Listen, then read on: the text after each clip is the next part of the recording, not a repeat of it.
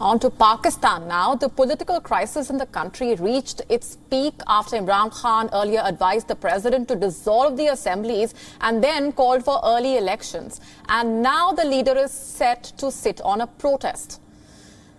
The Pakistan Prime Minister, after the Sunday showdown in the National Assembly, has come out to deliver multiple addresses to the nation.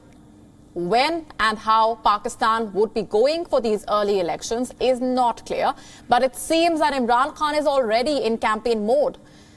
In his latest address to the nation via the state broadcaster, Imran Khan asked the citizens to come out to protest and said that he would be joining the demonstrations as well. Imran Khan saying the protest is against those who, in collaboration with the foreign countries, are trying to topple the government. He also called for protests outside a hotel in Lahore, where he claims those indulging in horse trading are staying. जब हमने election announce कर दिए तो मेरा सवाल ये है कि ये सुप्रीम कोर्ट में आप क्या कर रहे हैं? ये चाह रहे हैं कि हुकूमत बहाल हो। तो मैं सिर्फ आपके सामने ये रखना चाहता हूं कि क्या ये बेहतर है अवाम के पास जाके अवाम की वोट से आना या एक बाहर की साजिश का हिस्सा बन के और 20 से 25 करोड़ रुपया दे के पार्लियामेंटेरियंस के ज़मीर खरीद के क्या हुकूमत बनाना ये बेहतर है या एक पब्लिक के पास जाएं कि जी इलेक्शन हो जो पब्लिक जैसे वोट देती है। अवाम को मैं आज सबको आपको कह रहा हूं कि आपको प्रोटेस्ट करना चाहिए। मैंने आज अनाउंस कर रहा हूं कि मैं आज शाम को मैं भी इस प्रोटेस्ट पे शामिल होऊंगा। हम ये रेड जोन के बाहर इस्लामाबाद में आज प्रोटेस्ट करेंगे, पुरअमन प्रोटेस्ट। हमेशा हमारा प्रोटेस्ट पुरअमन होता है, लेकिन इसके खिलाफ करेंगे ये जो गद्दारी हो रही है मुल्क के खिलाफ। गद्दारी का मतलब ये है कि बाहर के एजेंडे के ऊपर हुकूमत को गिराने की कोशिश है और दूसरी तरफ ये जो खरीदे जा रहे हैं पॉलिटिशियंस, उनकी रेट्स लगी हुई हैं, उनको जो खरीदा जा रहा है, ये बिल्कुल इसके खिलाफ मैं आज अपने लोगों के साथ प्रोटेस्ट करूंगा। For months now, Pakistan has been grappling with extreme inflation. Citizens are struggling to make ends meet as the prices of essential items have been at unprecedented levels. The Prime Minister has also linked this to the no-confidence motion. He says since the motion was filed, the economy has been under immense pressure. Blaming the opposition, he added that the pressure on the Pakistani rupee is because of the political turmoil created by the opposition. जब से ये no confidence हुआ है, आप देख लेंगे सारे मुल्क में रुपए पे प्रेशर पड़ा हुआ है। बिल्कुल एक बुरहान का अलमिया बना हुआ है। लोग इस वक्त किसी को नहीं पता आगे क्या होगा और वो सबसे बुरा होता है आपकी इकोनॉमी के लिए। तो मैं ये जो लोगों से पूछना चाहता हूँ, ये जो सारी ऑपोजिशन मेंबर्स हैं, इनको क्या ज़रूरत पड़ी थी इसको गवर्नमेंट को डिस्टेबलाइज करने की और नो कॉन्फिडेंस? क्योंकि एक इनको बाहर से इनका प्लान 6 महीने से चल रहा था, जो कि हमारे पास एविडेंस है, जिसकी वजह से स्पीकर ने ruling the. Let's go straight across now to our Pakistan Bureau Chief Anas Malik, who has been tracking those developments.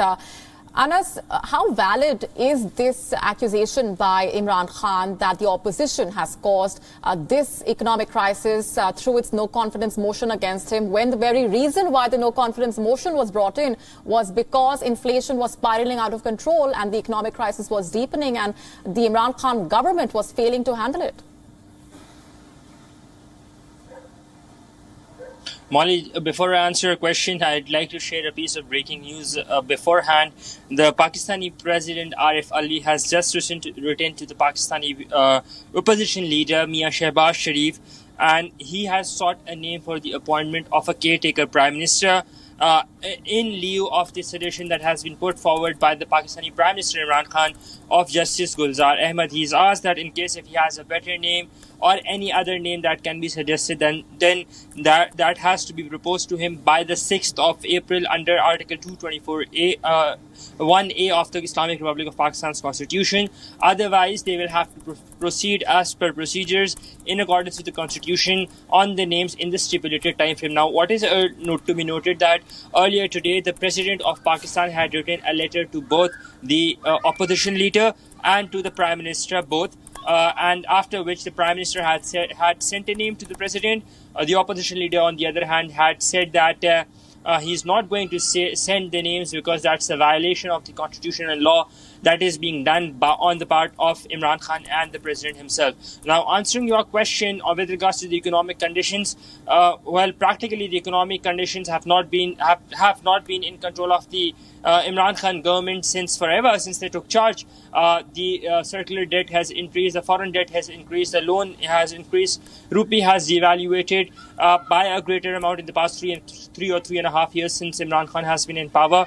So the bigger challenge at hand remains for him is that to set that narrative. Remember, if he comes back into power or if he goes into election mode, he would now need new promises and new narrative building, which he's trying to successfully do it. Because when in 2013 and 2018, his narrative was that he's going to eradicate corruption in 90 days. He's not going to go to IMF. He's going to have a fairly independent foreign policy. Then that people from the rupee would be stable, and so on and so forth. None of the promises that he had been using as an election slogan has been kept. So he clearly needs a new narrative, and probably that is one of the reasons this narrative or this counter narrative of a foreign conspiracy destabilizing the economy is being built here. Molly? All right, we're leaving it there for the moment. Anas, thanks very much. WION now available in your country. Download the app now. Get all the news on the move.